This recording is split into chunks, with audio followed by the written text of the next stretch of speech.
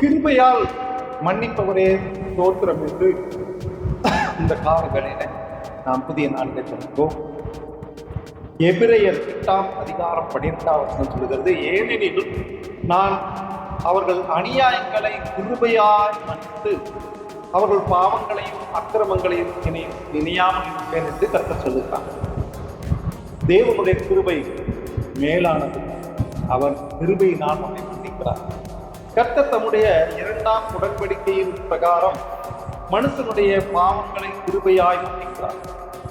அவருடைய பாவங்களையும் அக்கிரமங்களையும் நினைக்காமல் இருப்பார். நாம் மற்றவருடைய குற்றங்களையும் குறைகளையும் நினைக்கவும் மன்னிக்கவும் மாட்டோம். ஆனால் தேவன் அத்தனையும் அவர் மறந்து பாவங்களையெல்லாம் அக்கிரமங்களையும் நினைக்கவே மாட்டார். நாம் பார்க்கிறோம்.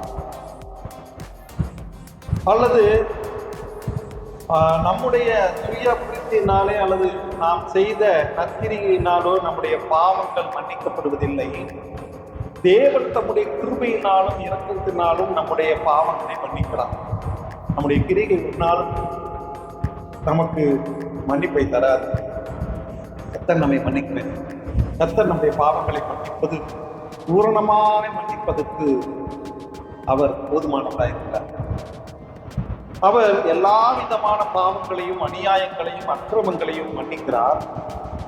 தேவன் நம்முடைய பாவங்களை மன்னித்து இறுதியானது அது நிரந்தரமானதாயிருக்கும்.